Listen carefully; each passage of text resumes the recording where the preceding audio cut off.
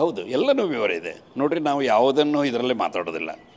ಈಗ ನೀವು ಈ ಅನುಬಂಧವನ್ನು ನೋಡಿದರೆ ಇಲ್ಲಿ ನೋಡಿ, ಅನುಬಂಧ ಕಾಣಿಸ್ತದೆ ನಿಮಗೆ. ಅನುಬಂಧ ಇದು ಸರ್ಕಾರದವರು ಅಂದರೆ ರೆವೆನ್ಯೂ ಕಮಿಷನರು ಏನೊಂದು ಆದೇಶದ, ಹೈಕೋರ್ಟ್ದ ಆದೇಶದ ಪ್ರಕಾರ ಏನೊಂದು ತನಿಖೆ ಮಾಡಿದ್ದಾರೆ.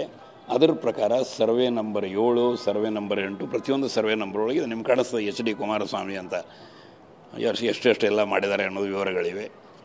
ಆಮೇಲೆ CN ಮಂಜುನಾಥ್, ಈಗೇನವರು MP ಇದ್ದಾರೆ BJP ಇದು, ಅವರು ಎಷ್ಟು ಮಾಡಿದ್ದಾರೆ. ಆಮೇಲೆ ನೀವು ಎಷ್ಟೊಂದು ಎಚ್ ಡಿ ಕುಮಾರಸ್ವಾಮಿ ಅವರೆಲ್ಲ ಸ್ಪಷ್ಟವಾಗಿ ನಿಮಗೆ ಕಾಣಿಸ್ತಾ ಇವೆ. ಆಮೇಲೆ ಮಂಜುನಾಥ್ ಅವ್ರದ್ದು ಬೇರೆ ಬೇರೆ ಕಾಣಿಸ್ತದೆ. ಆಮೇಲೆ DC ತಮ್ಮಣ್ಣ ಅವರ ಹೆಂಡತಿ KG ಪ್ರಮೀಳಾ ಅವರು, ಶ್ರೀಮತಿ ಅವರು, ಆಮೇಲೆ ಅವರ ಮಗ, ಅವರು ಮಗಳು, ಯಾರ್ಯಾರು ಎಷ್ಟೆಷ್ಟು ಮಾಡಿದ್ದಾರೆ ಅನ್ನೋದನ್ನು ಎಲ್ಲವನ್ನು ಸ್ಪಷ್ಟ, ಅವ್ರ ಬ್ರದರ್ ಹೆಂಡತಿ ಸುನಂದ, ಇದೆಲ್ಲ ವಿವರ ಇದೆ.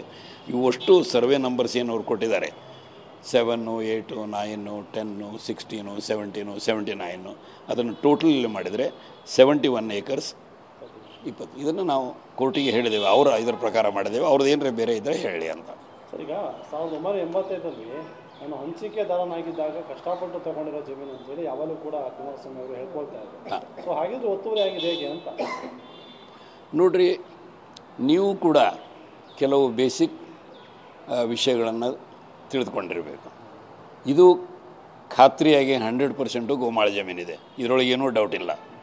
ಯಾರೋ ಸರ್ಕಾರದ ಉನ್ನತ ಅಧಿಕಾರಿ ಮಾಡಿದ ತನಿಖೆ ಪ್ರಕಾರ ಗೋಮಾಳ ಜಮೀನೇನಿದೆಯಲ್ಲ ಅದನ್ನು ಖರೀದಿ ಮಾಡಲಿಕ್ಕೆ ಆಗೋದಿಲ್ಲ, ಅದನ್ನು ಮಾರಾಟ ಮಾಡಲಿಕ್ಕೆ ಆಗೋದಿಲ್ಲ.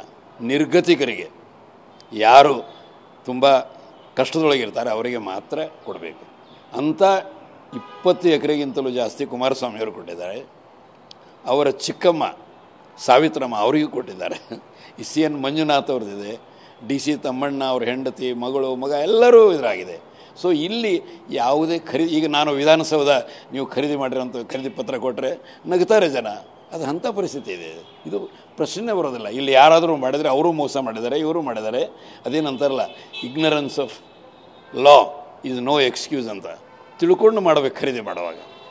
ಸರ್, ಟೋಟಲ್ ಎಷ್ಟು ಎಕರೆ ಜಮೀನನ್ನು ಹೊಂದಿದ್ದಾರೆ ಸರ್ ಈಗ ಕೆತ್ತೆಗಾಲದಲ್ಲಿ ಕುಮಾರಸ್ವಾಮಿ ಅವರು? ಅಲ್ಲಿ ಒಬ್ಬರೇನು ಅಸಿಸ್ಟೆಂಟ್ ಕಮಿಷನರು ತುಂಬ ಸಮಗ್ರವಾಗಿ ಮಾಡಿ ಅವರು ಮಾಡಿದ ಪ್ರಕಾರ 110 acres ಗೋಮಾಳ ಜಮೀನ ಇದೆ.